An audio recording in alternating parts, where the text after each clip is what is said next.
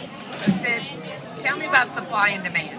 Okay, well, I'm kind of thinking, I think that supply is how much stuff you have, obviously, and demand is how many people are asking for it. So, if you have only a small amount and everyone's demanding for it, obviously your price is going to go up.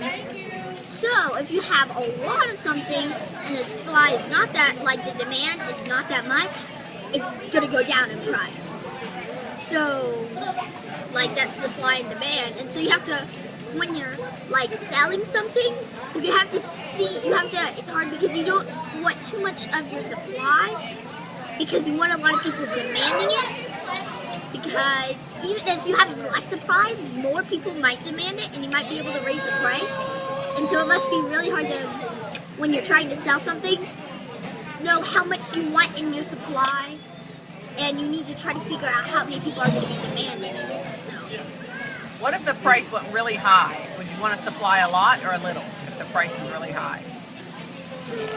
You might want to supply, well, it depends though, because if you have a little, more people might be rushing to buy it, but then if you run out, there's no more, like all these people are like, no, are mad at you.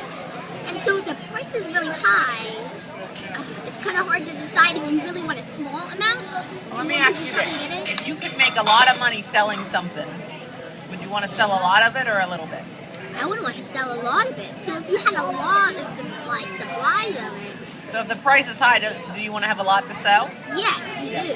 What if the price is really low? Do you want to sell it? Do you want to supply a lot of it? No, you want just a tiny bit so people just only people don't really think about it as much, and they're just like, oh, I need this. Oh, like only a few people really.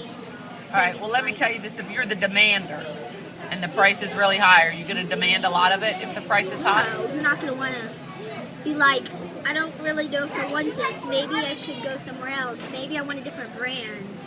Okay. So. All right. So if the price goes high, what happens to the demand?